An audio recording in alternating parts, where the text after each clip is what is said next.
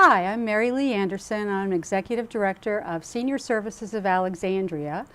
I'm substituting this month for Jim Roberts, your usual host for Senior Living in Alexandria, because he's away on vacation.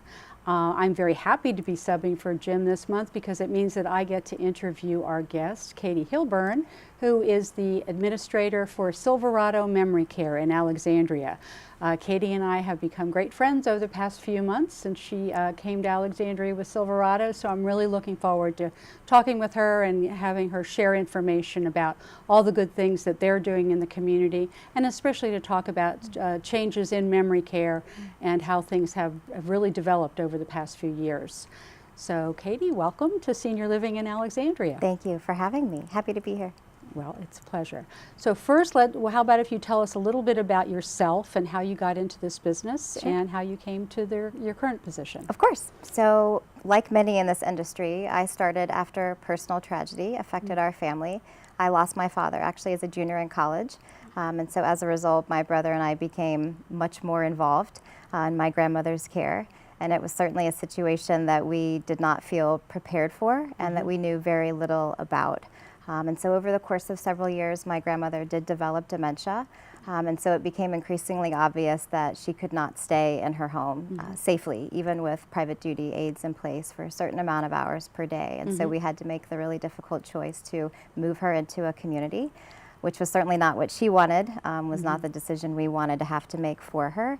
And it was the best community that was available to her, but it was not what we would have created if we could have created our best community. And so when I sort of got some distance from that, I decided that I wanted to be part of creating that perfect community that our loved ones deserve. That's a great story, and you know, I hear that so often from people that are in our business, is that they've come to it because of a personal experience and learning, you know, how things need to happen and what resources are available because they had to learn it on the fly. And that's why we think this program is so important, because it lets people know and plan in advance and be prepared for whatever, you know, may come when you're facing issues with a loved one who does have memory issues. Absolutely. So tell me about not just Silverado, but you know, how things have changed in the industry. You know, I think back years ago, if someone had dementia, you know, people didn't talk about it so much, and it was something that people felt they didn't really know how to deal with, and so the best thing was just to make believe that it wasn't happening. And I know that has changed a lot. So if you can tell me really what's the latest and greatest. Sure. No, I think you're right. I think the situation we found ourselves in 20 years ago, being, you know, grandchildren looking for care for our grandmother, was certainly not the norm. I think what you see now is adult children and even extended families being heavily involved in the decision-making process. And they do an extensive amount of research. So, you know, they're doing online research, they're talking with other people in the community, they're visiting multiple communities, sometimes many different times. And so I think that education process has become really, really important. And I think as a result, the expectations are higher for what we will deliver in terms of care in a community, which is excellent.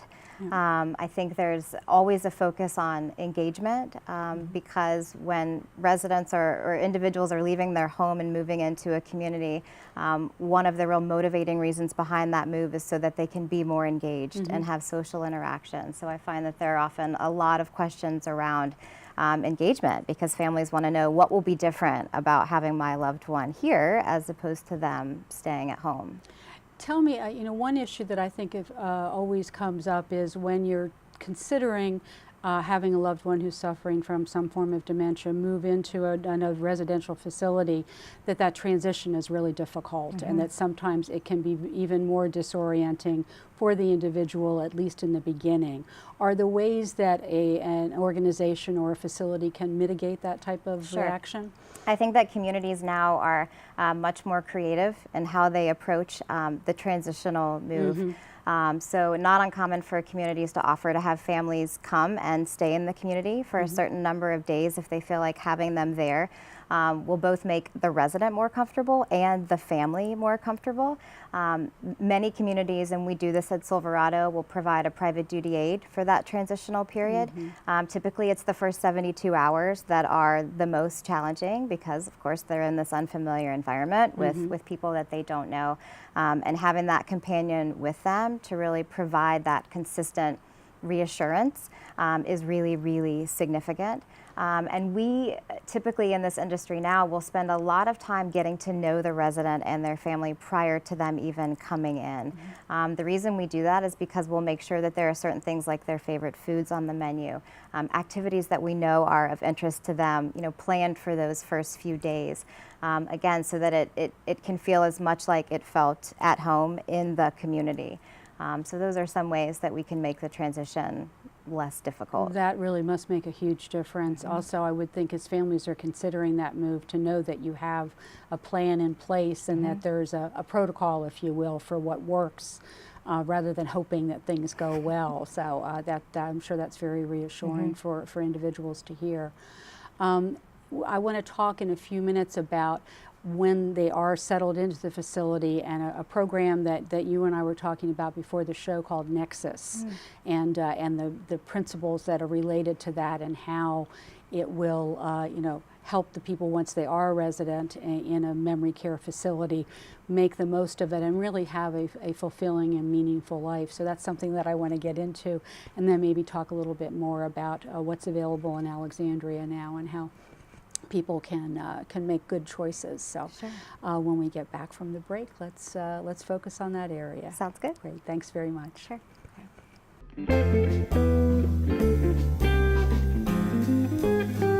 Well, here we are again in our cooking segment, and I'm delighted to be here with my chef, and this is Madison Reeder of the PACE program of the Inova Hospital, but she's come month after month after month, and she's presented absolutely outrageously great recipes.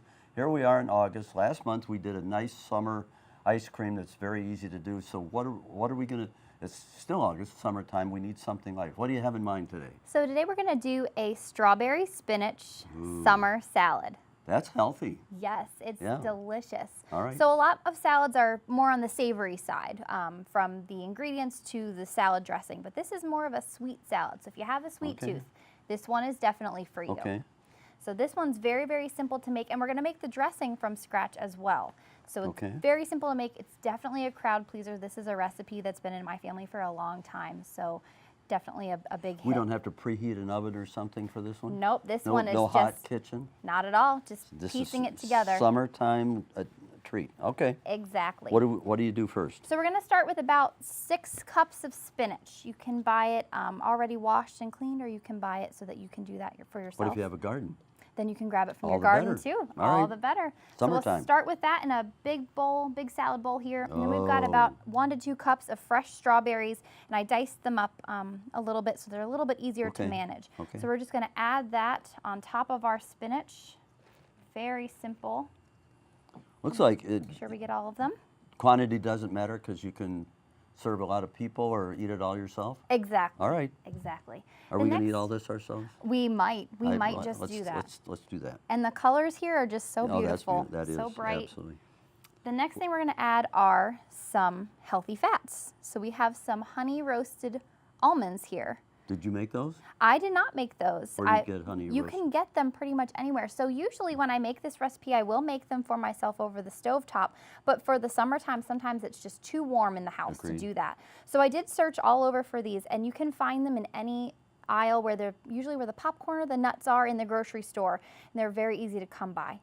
If you're really watching your sugar intake, you can just use regular almonds, but I like the honey roasted ones as a nice treat. Let's go with honey roasted. So we'll add about a cup of those.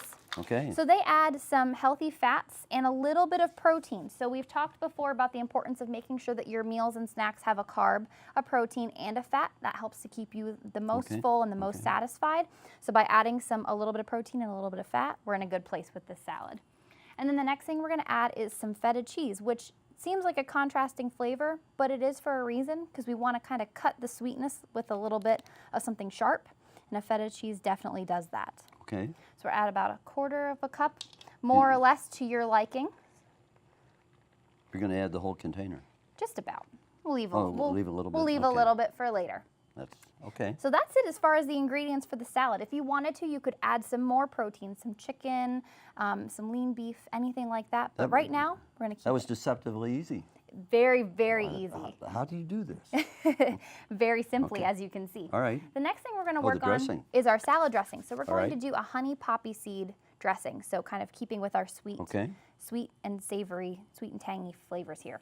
So the first thing we're going to start out with is some apple cider vinegar. Oh, good Yes, stuff. some apple cider vinegar. You could really use any vinegar, but I tend to like the flavor of this one better. Okay. And there's a lot of claims that it makes some great health benefits and is great for your health. Some of us drink a little bit of that in the morning. And Yes. It sets us up for the day. Yes, absolutely. Look how healthy we can be. All right. Exactly. It's got some healing properties, so it's a great healing. thing to have in your Okay. kitchen. The next thing we're going to add is about 1/2 cup of some kind of oil. So I'm using an olive oil, an extra light tasting. I didn't want it to taste too much like olives, but Are there oils we should not use in terms of health or cholesterol or? not particularly. I think just They're kind all of, okay? Yep. Okay. The most important is watching the serving size of it, not so much the Oh. oil itself, but how much we're having. Most of us. How much? What's the measure on that? This is 1/2 cup. 1/2 cup. Half Okay. of a cup. Yep. All right. Then the next thing we're going to add is 3 tablespoons of poppy seeds. So our poppy seeds give us a little bit of fiber, but adds a nice crunch, changes the texture Sure. a little bit. So 3 tablespoons of those we'll add into here. And then the last thing, because I said we were making a honey poppy seed dressing, so we're going to add some honey, about 1/4 cup, but I'm just going to eyeball it here. And I warmed this honey up Oh, so that's that it why was it's liquid. easy, Oh, easy yeah. to pour, Yeah, yes. yeah, yeah. Look at So that. that's a great tip is if you But then have it'll blend too. Yep, if you have a container that can go in the microwave, heat it up a little bit first and it's a little bit easier to manage. Then Okay. very carefully I'm going to take my whisk Yeah. and just blend these together in this little bowl here. So poppy seeds, honey, olive oil, and cider vinegar. Yep, that's all there That's is. a sweet and sour, as you said. Okay. Yep, exactly. All there is to it. And those flavors go together very nicely. Would you consider this like a regular salad with your entree? Or would you eat this afterwards? Or what's the, So I know or by itself? in my household, what we do is we will eat this along with our entree. So we'll have All right. maybe some chicken on the side or on top of the salad, maybe even some Roast more greens. vegetables or Yep. grilled or something? Exactly, perfect for still this hot time of the Okay. year, have some roast Yep. vegetables All right. with it. So next thing we'll do is we're gonna take our dressing, which you can see it separates a little bit, but that's okay Yeah, because we'll- we'll toss our salad together here. But I'm gonna just gently pour this over top. And it looks like a lot, so you can, just to your preference, choose how much you'd like based on how much salad Okay. you've added. So I always start with less and then add more. And I like to mix my salad up with just Okay. with some Oh, tongs. boy. So take my tongs here, mix it up. And then what I really like about this salad is it's so unique and so different, but it's so nutrient dense. Those strawberries have lots of antioxidant properties, so does our spinach. And our spinach has lots of fiber and iron in it. Helps to keep us healthy, Yeah. give us energy as well. Spinach is a great energy boosting vegetable. You may have spent 15 minutes making this. I mean, this is very easy, and if you've got Exactly. the ingredients. which- Exactly. These are pretty standard. Yes, very, very simple. The Okay. hardest thing to find, I think, with this recipe is the poppy seeds. And Uh-oh. you can find them at any grocery store, usually down the baking aisle. If they're not down there, look where the nuts and seeds are. Sometimes they're hiding in that area or with the Okay. spices. Okay. And that is all there Would is there to be the a salad. substitute? Probably not for poppy seeds. No, you could use sesame seeds if you wanted okay, to, or okay. you could just omit them altogether, but I like them. Okay. I like the texture that they bring. So this is what our salad looks Oh. like. I'm going to put it in this bowl. We It can glows. Yes, it really does. I like salads that are bright and colorful. So many people say salads are boring, but I think that it just depends Not on this one. what you put in them. So if you would like to Here. grab a fork and give it a try, Hand you a fork. you're and always my best food there critic. we go. Critic, never.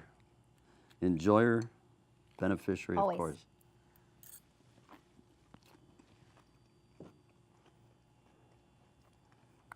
That's very good and very refreshing. Good. Well, we're out of time. We've got to go back to the interview and some other things for this particular program, but I'm talking with my mouth full. It's so good, I can't resist it. So we'll see you next month then. Absolutely. And we'll be into the fall. We'll see what kind of seasonal things you can come up with then. But thank you very, very much. You're welcome. Thank you for That's having good. me.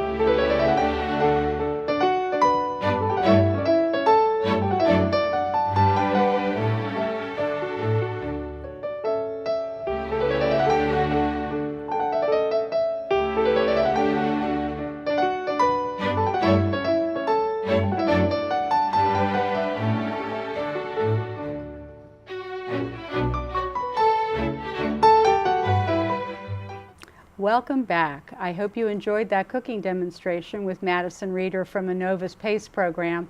I know that Jim Roberts always enjoys cooking with Madison and certainly enjoys sampling all of the delicious food that she creates. So I hope you have a chance to try those recipes at home. We're back here now with Katie Hilburn from Silverado's Memory Care facility, and I'm anxious to follow up on the conversation that we were having before the break about the types of programs that you implement at Silverado that really help keep your residents engaged and make sure that they are having a really meaningful life despite the struggles that they're having with memory care. So if you could tell me a little bit about particularly the Nexus program, which I thought was fascinating. Sure. So the Nexus program is something we're really proud of. When our founders created Silverado over 20 years ago, the reason they really wanted to revolutionize how memory care was delivered was because they felt like one of the major pieces that was lacking was purposeful social engagement. This sort of stigma of dementia care still exists, that people think that in memory care communities you're just going to find everyone sitting in a chair in front of a TV. And while that might have been the case 20, 30 years ago, it's certainly not the case now. So our Nexus program is essentially a program designed for your more higher functioning individuals that are living with a memory impairing illness. And it has 6 pillars, and it comes from the Latin term meaning connection. And so the idea behind it is to sort of create this program that combines social connection and science. And so 2 of the pillars that we're really proud of are again, this focus on purposeful social engagement. So when these residents move into our community, these residents have been humanitarians and volunteers who've been active for their entire life. And what can't happen is that they move into this community and they lose this sense that they are part of a larger community. And so we have a component called Silverado Cares each month where we'll do a service project with our residents. It could be something like knitting newborn hats for babies who are in the NICU, or going to a soup kitchen and serving food to the homeless. But something, again, that makes them feel like they are contributing back to this community that they have been part of for their entire life. The other part that is so important with residents who are living with memory impairment is cognitive exercise. So not unusual for you to walk into a Silverado community multiple times during the day and see things like creative storytelling happening, theater club, creative writing. We did one actually this morning where you all sit in a circle and one person says a couple of sentences and then the next person in the circle has to build on that story. And you're just sort of creating this spontaneous story on the spot. But again, it's really drawing from parts of the brain that you might not always use. And as a result, we're seeing that it really can slow the progression of the illness. Really? Absolutely. Because they're engaging all of these different components of their brain. And how about the families of the residents that you have? Do they get involved in those types of engagement activities in any way? Absolutely. So we have families that are very active volunteers in our community that come in. I actually have a family member that's coming in a couple of weeks that's going to cook with her mother in our kitchen and serve a meal to all of the residents. We have family members that come in and do garden club with our residents. We have one resident, he and his daughter are active chess players, so they come in and they teach chess to other residents that live in the community. The idea is that this is the resident's home, and so families are encouraged to visit 24 hours a day and to really become part of the fabric of the community.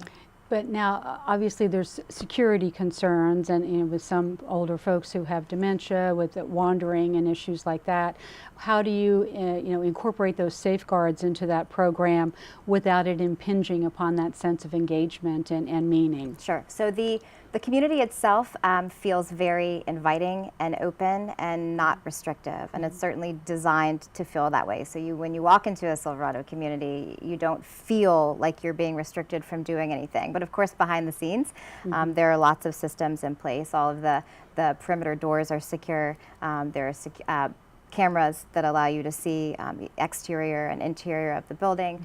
Certainly there's coded access for various places in the community that families might have, but visitors of course would have to get buzzed in so that we know who's entering and exiting the community at all times. So there's certainly an emphasis placed on security, but it's not one that should be visible to anyone who comes into the community that's not an associate. Exactly, exactly. I know I had the pleasure of visiting Silverado a few weeks ago, and one of the areas that I thought was really very inviting was that outdoor area that you have, which there were little bird houses and all kinds of things. So if you can talk a little bit about how you encourage the residents to get outside as well as... Absolutely. Again, when we're talking about normalizing this process of aging with a memory impairing illness, and so just because you move into a community doesn't mean that you don't want to go outside and you don't want to have the ability to take a walk and connect with nature. So we have this lovely outdoor space. We have planters that are full now of herbs and vegetables and flowers that our own residents help maintain. We have butterfly houses and bird houses that actually have birds now living in them. Our residents will eat their meals outside. They have happy hour outside. So again, much like our own outdoor space at our own homes. We use it frequently when weather permits, and so we want to make sure that that's still available to them when they live in our community. The other thing I wanted to ask you about, shifting gears a little bit, is obviously cost is a huge issue related to any type of residential facility, but I know that you have worked with the city's Office on Housing and the Division of Aging and Adult Services to provide some space for lower income residents. So if you can talk a little bit about that. Sure. So we are so excited to have a partnership with them, and so we have 2 discounted beds, and so you would sort of go through the same application process with us initially, and by clinical assessment we would determine that the loved one that you're looking for is appropriate, and then we would refer that individual to the housing office. They would have their own separate application collecting various pieces of information, and then they refer them back to us and say yes, they're approved. Our beds are currently filled, but I'm building a wait list, and so certainly as those rooms become available, then we will be excited to open our doors to someone else. It's a terrific offering. Absolutely. And one that's so important. Certainly Alexandria, everything is expensive from a housing perspective, so any type of help in that regard is really welcome. Absolutely. So the other thing I wanted to maybe focus on just a little bit is that, following up on your comments about getting your residents out into the community and volunteering, do you have any suggestions as to how members of the community can perhaps reach into a residential facility such as the Silverado and perhaps get involved? Absolutely. I mean, most communities, you can just call the main line. I mean, internally, we have a very good system. So you call the main line, you talk to the receptionist, you express that you're interested in volunteering. Some people will just walk in. We always have someone in the community that they can speak to sort of, gather their interests and what their availability is, what they'd like to do. Per regulation, we do have an application process for volunteers who want to volunteer on a regular basis. Of course, we have to make sure that they're screened and that it's safe for our residents. But there's absolutely, the possibilities are endless for what people can volunteer and do in a community. We welcome volunteers. So simply just call the main community number or stop in anytime and we'll help them. One thing that we found at Senior Services, we have a program called the Friendly Visitor Program, which matches volunteers with socially isolated seniors, and we're starting to work on a new component that will involve pets and working with the Animal Welfare League. So I just wonder, do you ever consider having animals, dogs or birds or cats or whatever come and visit? Yes, well, you saw me get excited when I talked about the butterflies and the birds. I'm definitely an animal lover. And so we, at Silverado, one of the things that's really special about us is we are a very pet-friendly community. So we actually allow our residents to bring in their own pets, and we care for them ourselves, which is not the industry norm. We actually have a position on staff called the Pet Ambassador, and that individual takes care of the community pets and the resident pets. Again, because we recognize how important that companion is to the resident, and if you're living with a memory impairing illness, you can no longer care for your own pet, but how horrible it would be to be separated from someone who is part of your family. We of course have pet therapy come in often. It's significant with any population, but certainly with ours, we find it really meaningful to have pet therapy visit frequently. Yeah. I mean, it's so encouraging to hear that, if a family is facing, how do I care for my loved one when they can no longer stay at home safely, and get the sort of intense connection and support that they need in their own residence, that there's options like these that will allow them to retain their dignity and be connected to the community, and really honor who they are as a person, and make sure that they feel like they're still their life has meaning. Absolutely. and really can make a difference. Yeah, So, I think that's the most important takeaway, really, is that it doesn't mean that life is over. In fact, in my experience now, I'm learning that life can actually get better for many of these residents. So families should be encouraged at what is out there. Well, and on that note, I think we're going to wrap things up, and I can't thank you enough for coming in and talking to us and letting us know that there's options out there, and certainly I know I'm looking forward to seeing all the good work that you guys are doing in the community. So Thank you. Thanks for being here. Thanks so much. Thank you so much for being here. I hope you enjoyed the conversation with Katie as much as I did, and learned a lot about what options are available for families that are looking to take care of their loved one and make sure that their lives continue to be meaningful and connected to the community. I look forward to seeing you around town and hope that you will be watching our show next month. Thanks very much.